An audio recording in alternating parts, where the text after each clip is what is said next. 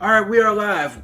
Uh, Welcome, ladies and gentlemen, boys and girls, children of all ages. Welcome to the gamer section for the gamers by the gamers. And today we got a very special interview. And without further ado, we're going to go ahead and introduce this game developer here. Go ahead and introduce yourself. Hello everyone. My name is Jung Fubing, but you can call me PDD in short. I'm an indie developer. My background is an artist. I've been working on the game art industry for about 15 years before I moving out on my own and then start my indie adventure. So I've been working for with my partner and another company for various game title before I going alone. So this is sort of my first ever project that come from straight from my heart. So this is my first ever indie game. So you can see it's quite a big ambition project, but I think that pretty much a good doable for me for now. So hope you guys enjoy Stranger in the upcoming years. Yes, yes, yes. Uh, So before we even dive into it, make sure y'all go ahead and subscribe to the Gamer Section channel. Subscribe to the Shred channel. Link will be in the description below. So let's go ahead and dive into these questions because I got some questions about everything going on with this game and stuff like that. So, question number one, and I know every game developer has their story. So this question is like, what was that first game that you played in your lifetime that made you fall in love with video games? oh yeah, it had to be sort of about 4 or 3 games, but the first one come to my mind is the StarCraft. Mhm. The very first StarCraft I picked up it in 1998, like I 10 years old, and then I was has been playing it since then. So Mhm. almost like 20, more than 20 years of playing it, and then later for the 3D more 3D games is Mega Man Legend. Oh, Um, classic. yeah, it's very heavy influence me in own style of my gameplay to what my artistic style, and Mhm. then all of the Mega Man series, sort of like platforming games. Yeah, I was a really hardcore Mega Man fan at that time. Yeah, Right, right. and then I go to art school, and then I didn't really play much video game when I was in the uni, and then when I am going to work, and I started playing video game again. So it's gonna start like the modern video game nowadays, like Neo Automata, Doom Eternal, and sort of more indies like Mhm. uh, more. It's not really relevant to the genre I'm working on, but it's more like a simulation stuff like Factorio and Mhm. Subnautica. Yeah, sort of like that. But these really good indie games that making me want to start going to making my own project. Okay, cool, cool. Well, let me ask you this on a modern game aspect, right? On the video games, like, Yeah. have you like there's a new game that just came out called Trek to Yami. Have you ever got a chance to try that game out? Oh, sorry. There's this samurai game called Trek to Yami. Like, have you ever got the chance to try that game out? Check your yeah. Can you tie up the name of the game? It's called Trek to Yami. Check to Yami. Yes, Take two. it's a new samurai game that just came out recently, like earlier this Oh, month. yeah, I didn't hear about it. Maybe I can, if I see the column, I might recognize it. Okay, Yeah. okay, okay. So Yeah. Is it Take Two? Jasmine, I just Google it just now. yeah, it's a game that just came out recently. Mm-hmm. And I was asking, have you played it yet? Oh, yeah, I haven't played yet, but I think it's look quite interesting. Hmm. Yeah, yeah, I think I could give it a try. Also, yeah, during the development of my game, I'm going to try like different genre of hack and slash to see what I can pick up from them. But yeah, Okay. yeah. I definitely feel you on that. Definitely feel you on that. So my next question is for you is like, what made you get into game development? Uh, What inspired you to get into video game development? yeah, sort of. As you know, the my background is an artist, a 3D Hmm. artist. So I've been working on the in the industry for almost like 15 years, and then it's sort of felt like saturated in the field because Hmm. I found my own 3D studio, and we work on various games title for client and then for passion project and for different partner as well. Hmm. So, but at that time, I only in charge of the graphic stuff, the 3D art, and then I got an idea. But well, when you're working on the art, you only have some certain of input to Hmm. the games. But my test, actually, what I'm well known for as an artist is new artist. Hmm. I'm drawing edgy and 16 plus stuff.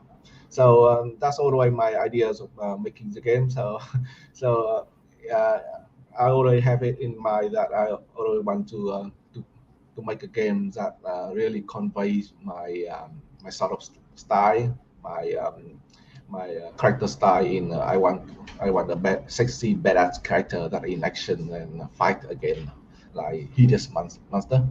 And so Hmm. that's why I decide to make my vision come true. So that's why I decide to maybe to step out and then found my new others game studio, Lucid Right. Dream. So yeah, Right. I got a question in the chat from Sinister TARHEEL. He asks, what platforms will Shred and Tear be on? yeah, we're gonna be first on PC on Steam. The, that's gonna be the first platform we are aiming at, uh, Hmm. and uh, and then we are in the middle of talking with some publisher for porting and publishing it on the other console like Switch and PlayStation and Xbox. But the version on Steam on PC gonna be like 18, um, how to say 18 plus or 18 Peggy 18. Hmm. Yeah, but we have to tone it down for the console version for the public release. Okay, that's Yeah, definitely cool. Excited. So yeah. so there's some more questions that I gotta ask about it. Okay, how did the idea of putting together this studio come about? Like, what was the idea of forming this studio? Yeah, the idea of forming a studio, while I'm working on it, because I'm gonna need a lot of help from different people and different publisher. Hmm. So being a lone developer doesn't have that much when you are talking with bigger entity like a studio publisher, and Hmm. also also planning to do this strategy is not gonna be my like first and only title. So Hmm. forming a studio is like a solidize of my bigger dreams that I will continue to make a sequel and another title as well. So it's like make it official. So Hmm. because I'm not will not be the only one working on this title, but I have a lot of people helping me, Right. and my old studio, Thundercloud, is also playing a big role in providing me all the art asset, the 3D model, the animation, and then and then I'm also looking for like recruiting another position like developing and game designer to join the studio as well because I know. Myself alone is not gonna complete the game in time, or maybe it take like 10 years to complete it. Hmm. I feel you. I Yes. feel you. Yeah. So let's talk about Shred and Tear. What was the concept of coming up with the name of this game? Mm. Well, it's a good question. A lot of people talk to me that the logo at first look like a Street Fighter, Hmm. but actually had nothing to do with Street Fighter. It's just like stuck in my mind the style of the logo for a while, and then I got it out. But for the name is actually the word playing of the famous slogan in Doom Eternal, rip and tear. Hmm. Yeah. So and actually the in my character having a big arm with the metal claw, so she can threaten, she can tear apart the enemy. So that's why the name threaten tear. Okay, that's Yeah. very interesting. Very interesting. So, when within this game, like what type of engine is being used for this game? Is it being built from the ground up, or are you using like something like Unreal Engine or Unity for the game? Yeah, it's based on heavily based on my background as an artist. So I'm really working heavily on Unreal Engine 4, and it's Mm. utilized all of my experience and expertise in for the engine. Okay, Yeah. okay. Oh, that's dope. That's dope. So, more into the game. So, like, what is the like? Where does this game actually take place? Like, what's the concept of the game? What's the setting of the place? Yeah, we're gonna have the demo available soon, so you can see that the game is setting in nowadays on Earth, Hmm. but it's take more of stylized anime, like generic anime setup that you have in nowadays modern society, where you are invaded by alien species. Hmm. Yeah, and then you have this main protagonist, female protagonist, gonna save the day. That's a simple setup like that. Okay, okay, Yeah. cool, cool, cool. So, who is the main character of the game? Yeah, it's if you guys follow my Twitter for a while, then you're gonna know the Kaijun Chan. The name of the Kaijun is not the Kaiju, it's the Kaijun, the herb, the seafood herb, Hmm. the seafood spike, for to be precise. The spike, because she got those big claw arm, and with the color of the red color. So that's why I named her Kajun. Okay. Actually, the main character is the alien species in Strandia. They come to Earth, and then they decide to capture the human and turn them into bio weapon, Okay. like augmented them with the machine and stuff, and brainwash them into the weapon of destruction. And then Kaizun is one of them. Kaizun is Algons, one of the human captured by the alien. And Okay. yeah, and then some accident happened, and she was free. And the mission is the player to control her to get her out of the base. Okay. Cool. Cool. Yeah. So let's talk about the gameplay aspect of it, right?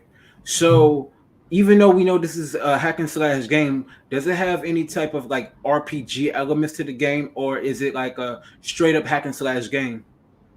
Actually, yeah, it's a balance. Actually, I'm not really too much into like complex gameplay.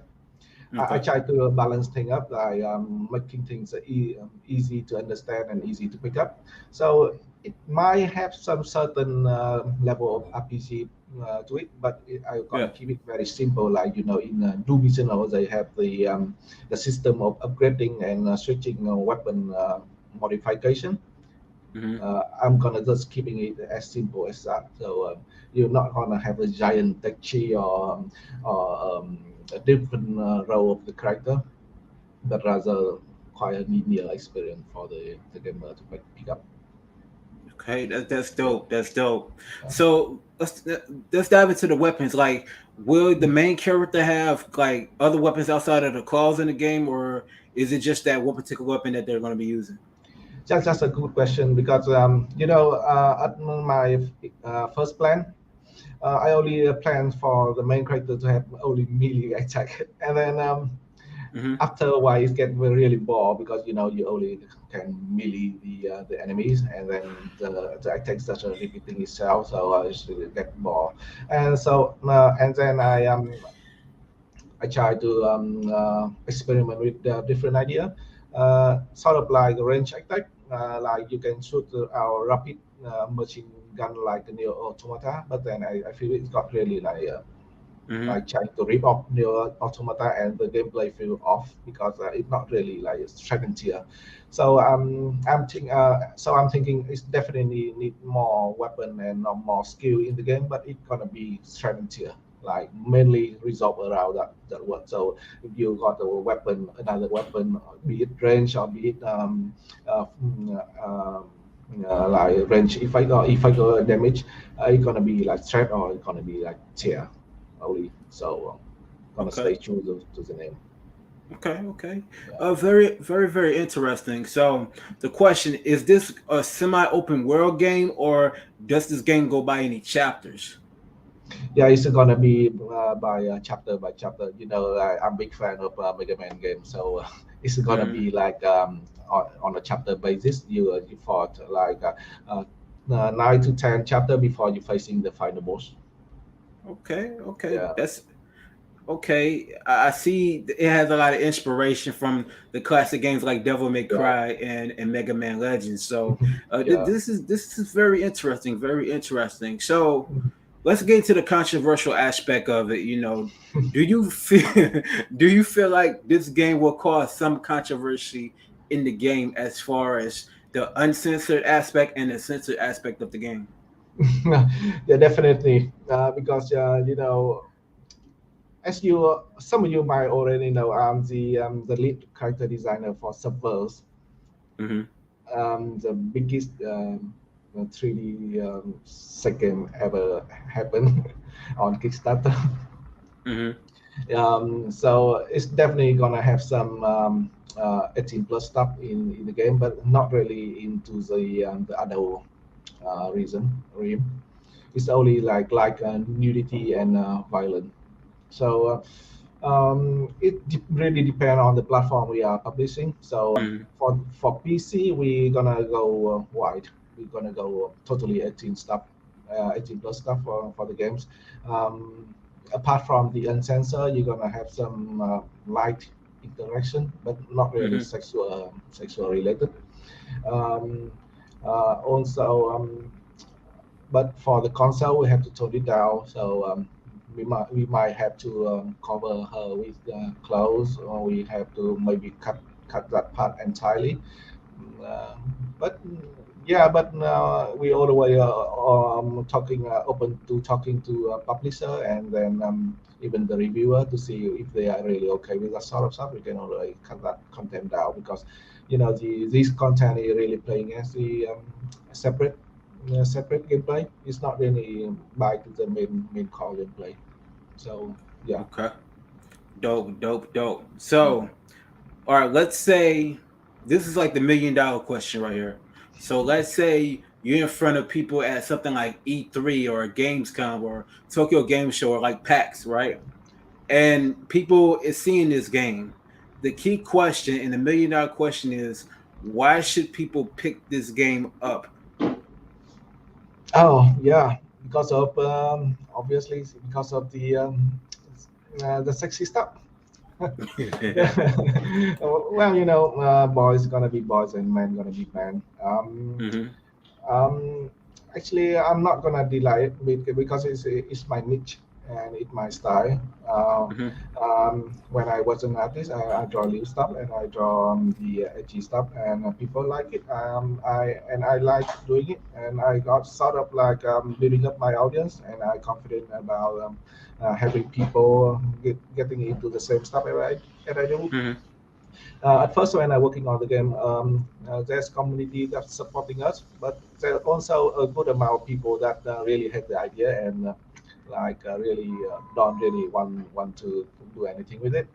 So that's Hmm. fine because I know that's not gonna my target audience anyway. So I'm just gonna focus on doing the stuff that I enjoy. and I really know that I'm gonna have a lot of people gonna like it. So Right. yeah, but I know that for sure that the early 60 stuff will not gonna sell the game, sell the game in the long term because you know it's maybe the 60 stuff will only get your attention only. Okay. But what make the player gonna stay the gameplay and the overall vibe of the game, you know. Mm. That's the successful of the recently the title I've been playing like the Automata and Doom Eternal. The gameplay is really very good and then the mechanism is simple enough for people to pick up. And Okay. not only about the art style, but it's also the gameplay, the story, the lore, and the overall vibe of the game as well. Okay. Yeah. Well, another question: like, will this game have DLC after its release? Definitely, that's what I really want to. Not only DLC but also sequel as well. But it's really depend on the how good the original game gonna be doing. Um, and I'm also planning to do sort of different stuff in the DLC. It might be the additional gameplay or Mm. even more exclusive interactive Right. gameplay Right. like I think stuff for the PC only. Hmm. Yeah. Okay. Well, does this game actually have a release date? And to the people that don't know, what platforms it will be on? Mm, yeah. I'm planning to release it at the end of this year, but that seems pretty much ambitious because we have a small playtest demo few weeks ago, and we got a really good feedback, and everyone really like it. But Mm. also, everyone have a different expectation on the game as well as the polishing level, the polishing requirement of the quality of the final games. So I have a good idea of how the final game gonna be and how what kind of what we have to do to put in the future. So I think it's a good idea to delay the game in about like mid of 20 of next year. Yeah, Okay. in Okay. mid of next year. Okay. So on social media, where can they find you at? On social media, I have the Twitter of Lucid Dream here, where I keep updating the info on the games itself. And then I Mm. have another Twitter in like my personal artist account, so you can find all sort of drawing I made, the 3D model I made.